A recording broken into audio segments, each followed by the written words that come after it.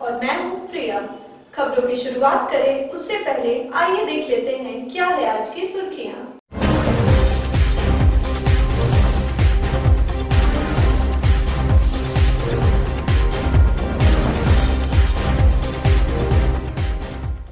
पाँच सूत्री मांग को लेकर कृषक मित्रों ने दिया धरना। राज्यपाल के नाम जिला कृषि पदाधिकारी को सौंपा ज्ञापन। LIC कर्मियों ने केंद्र सरकार की नीतियों का जताया विरोध। भोजन अवकाश के दौरान किया गया प्रदर्शन। बंगाली स्कूल में स्टेट बैंक ऑफ इंडिया बड़ा चौक शाखा ने किया कार्यक्रम। बच्चों के बीच किया गया स्कूली बैग और गर्म कपड़ों का वितरण। और सरस्वती पूजा को लेकर जमुआ थाना में आयोजित हुआ शांति समिति की बैठक। थाना प्रभारी ने दिए आवश्यक दिशा निर्देश।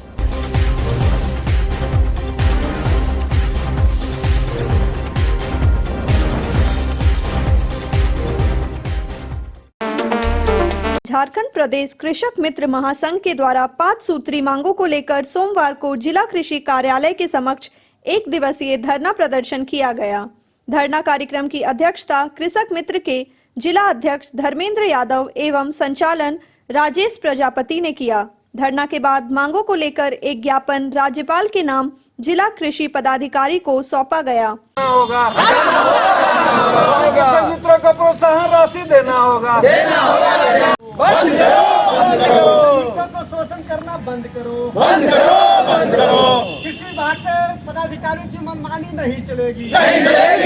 होश में आओ, ATM PTM होश में आओ, दलालों से काम करना बंद करो।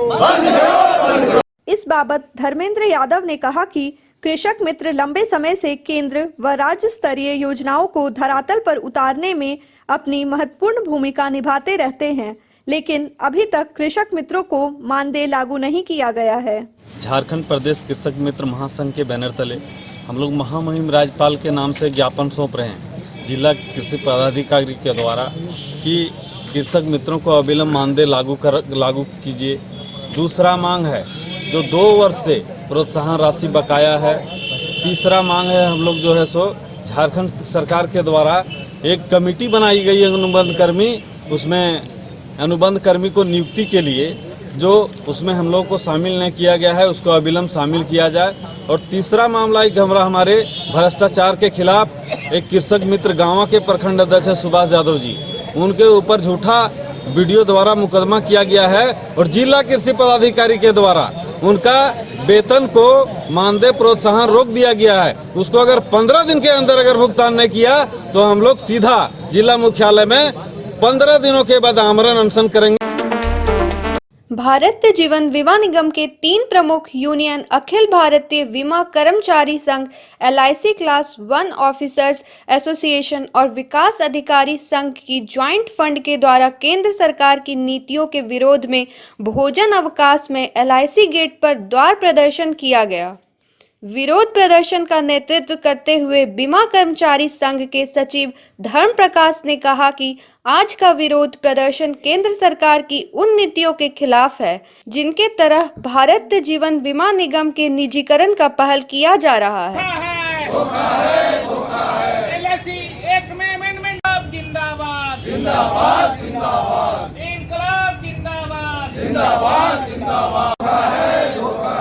LIC एक अमेंडमेंट के प्रस्ताव को वापस लेना होगा।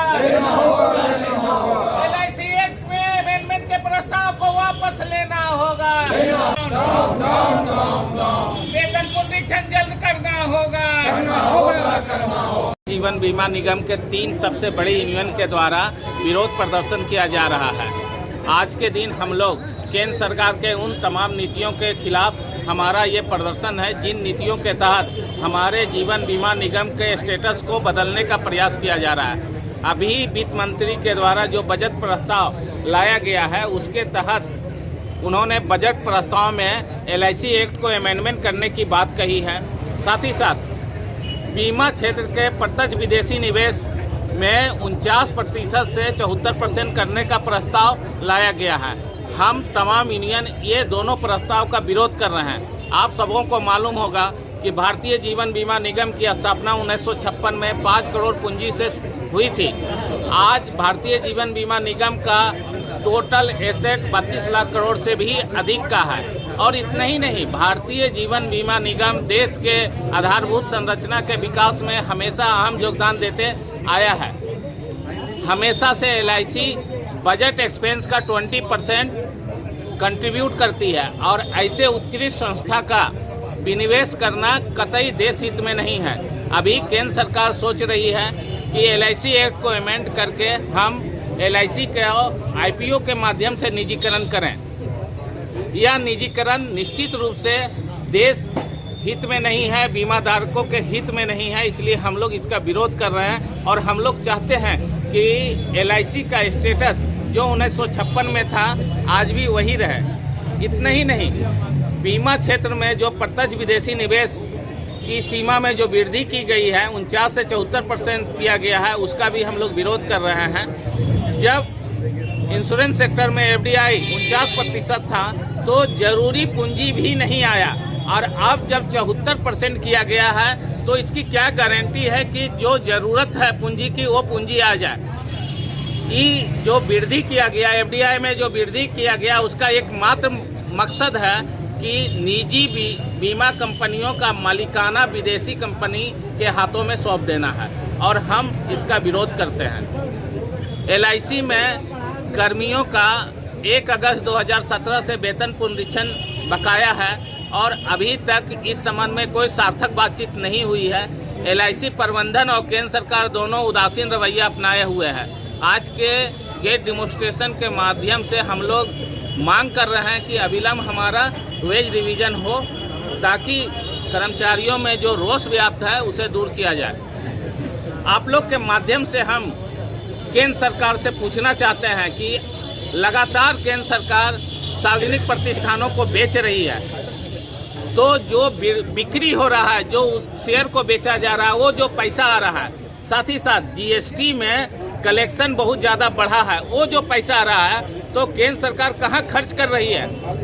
और ये बात जनता को बतलाना चाहिए केंद्र सरकार को कि जो आमदनी हो रही है देश का वो कहाँ खर्च हो रहा है। अभी उत्तराखंड में जो आपदा आई है तो वहाँ जो राहत दिया जा रहा है प्रधानमंत्री राहत कोष से दिया जा रहा है। आप सबों को मालूम होगा कि कोरोना काल में PM केयर फंड बना था, तो उसकी जो राशि है वो कहाँ खर्च की जा रही है।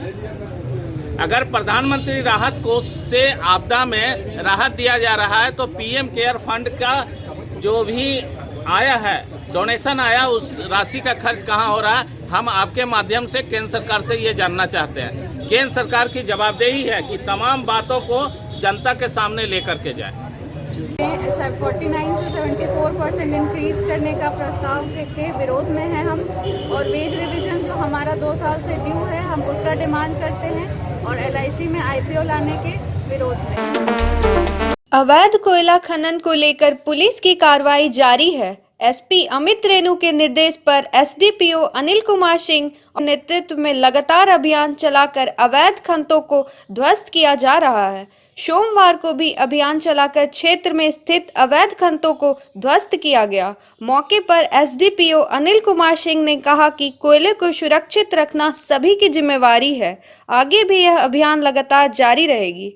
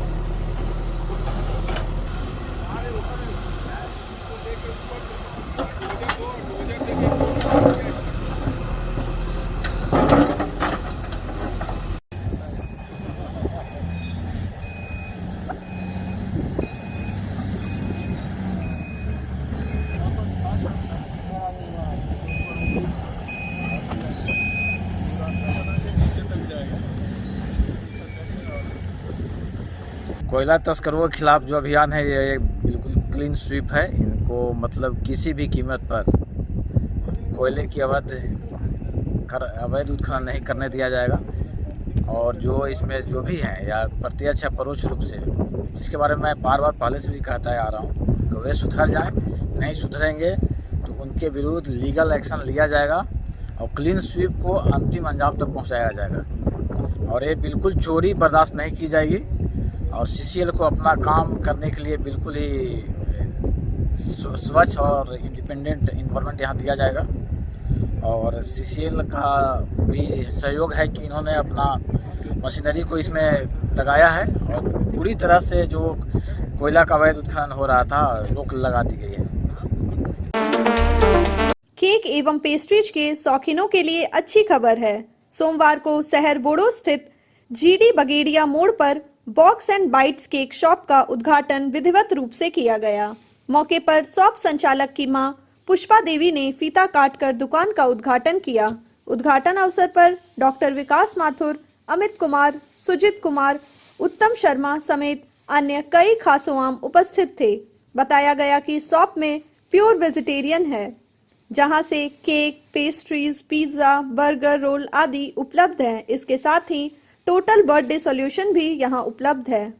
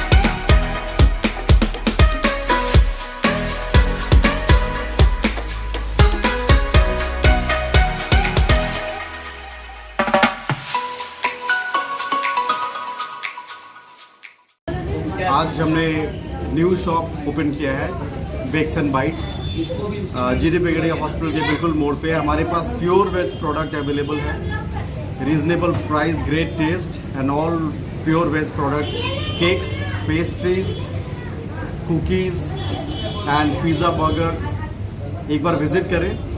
और टोटल बर्थडे सॉल्यूशन भी हमारे पास अवेलेबल है। शहरी क्षेत्र के मकतपुर स्थित बंगाली बालिका विद्यालय में सोमवार को स्टेट बैंक ऑफ इंडिया बड़ा चौक शाखा के द्वारा कार्यक्रम का आयोजन कर स्कूली छात्राओं के बीच बैग का वितरण किया गया। कार्यक्रम में मुख्य रूप से स्टेट बैंक ऑफ इंडिया बड़ा चौक शाखा की शाखा प्रबंधक स्नेहलता प्रसाद और रेड क्रॉस सोसाइटी के चेयरमैन मदन लाल विश्वकर्मा मुख्य रूप से उपस्थित थे। इस दौरान शाखा प्रबंधक की ओर से स्कूल की 25 छात्राओं के बीच स्कूली बैग और गर्म कपड़ों का वितरण किया गया। इस बाबत शाखा प्रबंधक स्नेहलता प्रसाद ने बताया कि बैंक ऑफ इंडिया की ओर से अलग अलग विद्यालयों में इस तरह के कार्यक्रम आयोजित कर बच्चों के बीच सामग्रियों का वितरण किया जा रहा है। स्वागत करते हैं और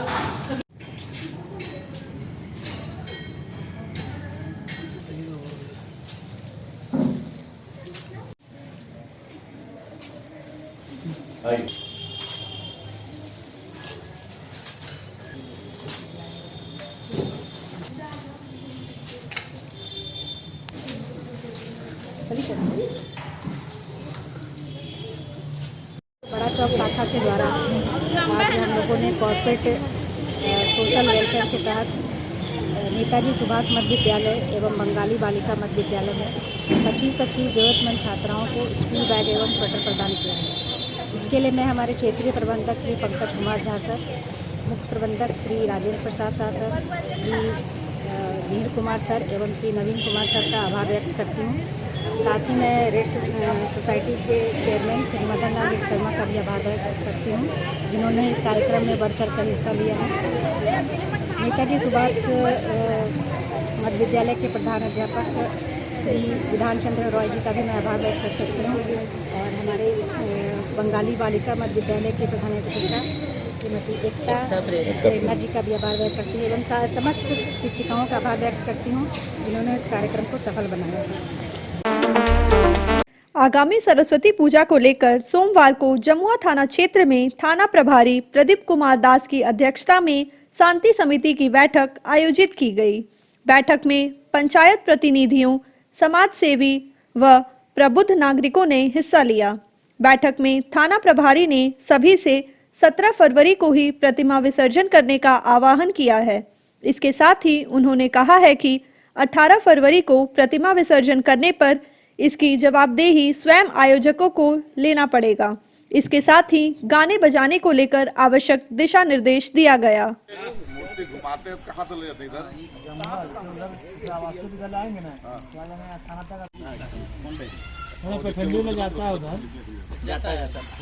आज थाना परिसर में शांति समिति की बैठक की गई है। शांति समिति पर सरस्वती पूजा में होने वाले विभिन्न समस्याओं को चर्चा की गई, जिसमें सभी मिलकर सहमति बनाई गई कि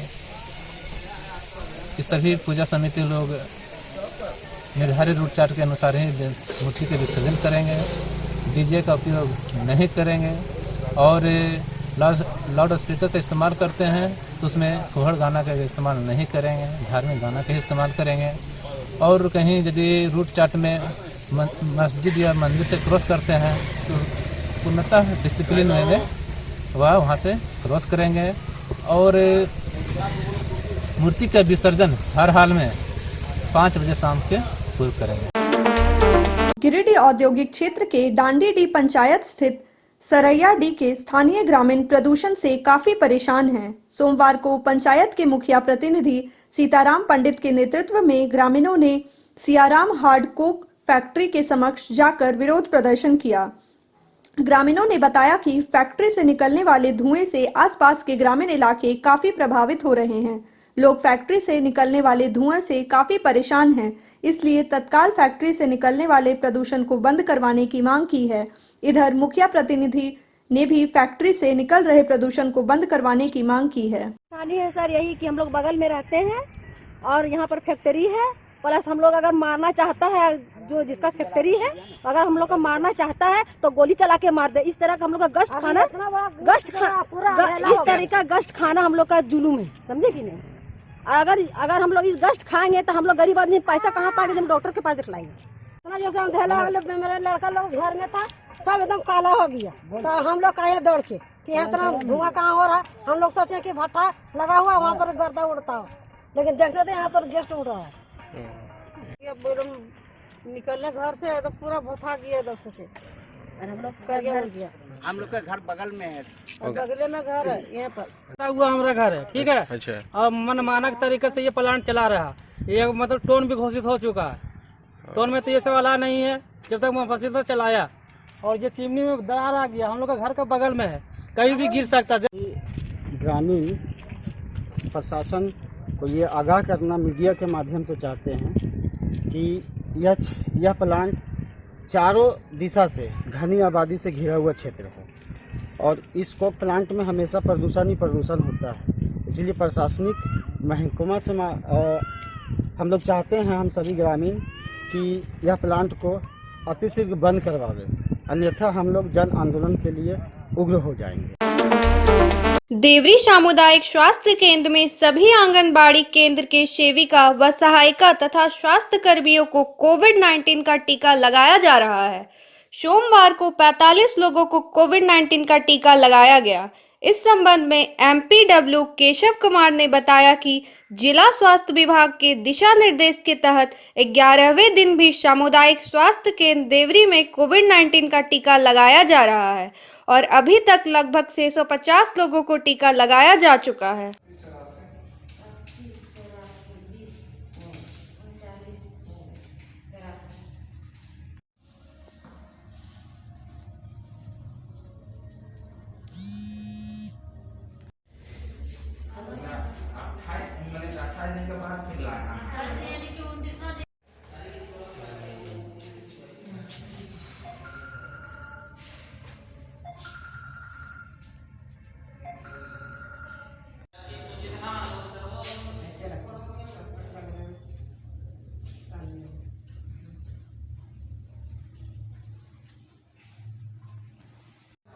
आज दिनांक 8/2/2021 को सामुदायिक स्वास्थ्य केंद्र देवरी में अभी तक कुल 47 लोगों को कोविड-19 वैक्सीन दे दिया जा चुका है।